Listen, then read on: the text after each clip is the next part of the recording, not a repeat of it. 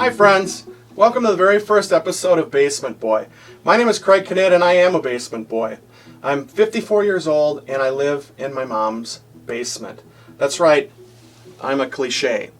Now, it's not something I'm necessarily proud of, but it's the situation that I'm in right now. And I do think that there's a lot of people out there that are in similar situations or maybe slightly different situations, but they also I wanted you to know that you have some very valuable things that you can contribute to society. Yes, I think that every single person has some creativity inside of them worth sharing with the world. That only they can share.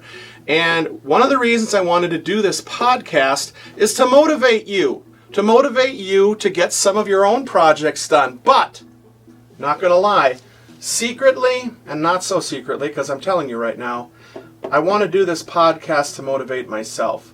Because when other people see what you're doing and can get excited about what you're doing, it actually makes that creative process that much more interesting, intriguing, and motivational for you or for me. So that's one of the reasons, a selfish reason, but also a very generous reason to be making this podcast. What I did 2 days ago, I started this podcast, and I realized very, very quickly I had way too much stuff to talk about in episode 1. So it ended up going from a 5-minute episode to a half an hour episode. And that was way too much. I didn't want to put that much information down because I want to share things throughout the course of probably a whole year's worth of this podcasting so that people can get a sense of what I do and a sense of what they can do as far as their own creative approaches are concerned as well. And I'm going to be using my buddy Kevin's music. Incompetech.com. Right here, check out the website. If you ever need music for any of your projects, Kevin is an amazing creator. If you need a music piece for your video or for a podcast that you're doing, go and check out Incompetech because they've got some amazing things. The very first thing I want to talk about today is the project that I just did a little while ago with my kids. On Monday, I brought in some treats for my kids. I brought in cupcakes. And I'm a summer baby, so during the school year when I was a kid, I never got to bring in the birthday treats, and I never got to wear the birthday crown. So having some classes in the summertime, it's kind of a fun little thing where I can bring in some treats for the kids.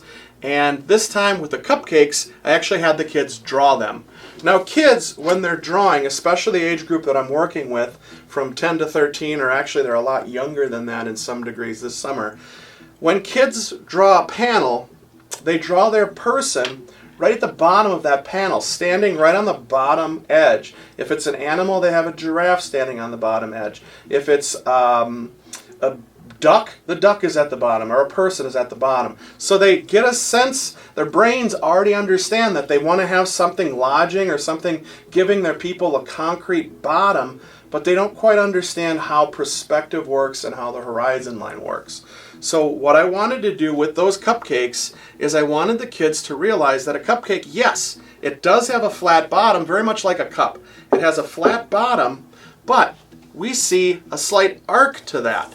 There's an arc right there when we see that because it's an oval. The bottom of a cup is actually a circle, and it becomes an oval as it tips to you. And then as the cupcake goes up, we start with the oval, it goes up and tapers upward to a larger oval. And then it's got a nice little rounded cupcake, and then frosting on top of that, which is a nightmare, which is very difficult for the kids to shade.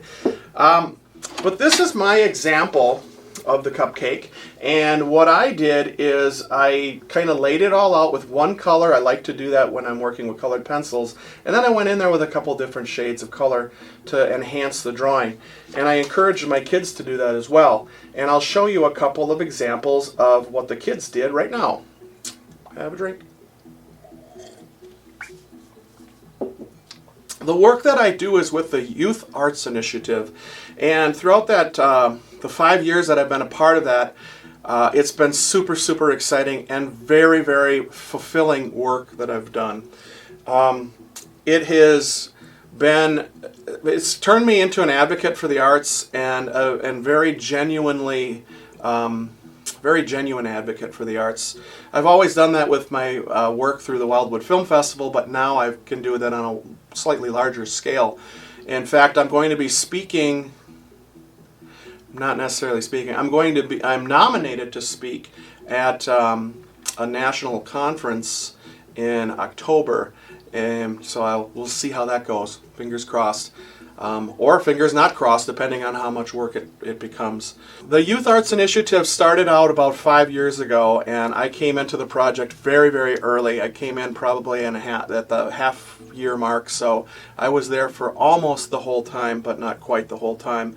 And throughout that process, I've helped kids make comic pages, I've helped kids make comic strips, games, movies, drawings, basic drawing skills we've taught them. We've gone through the gamut of different projects. They're driven by the kids, but they're also things that I can kind of steer in certain directions too, to help them get the most positive experience out of the whole endeavor. But we're working on our 3rd, 4th, and 5th comics right now, which are back to the 3-panel comic strips, and exceedingly proud of what they're doing.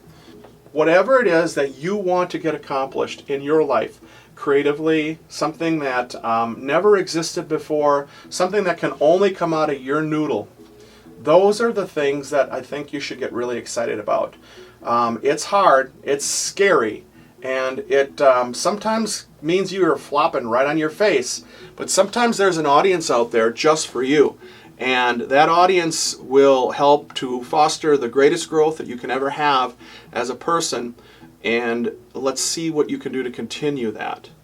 Man, that didn't really sound like a very good last piece of information.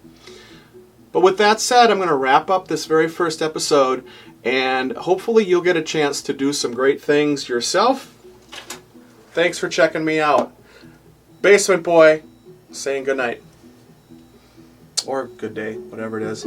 Fake drawing, fake drawing, fake drawing.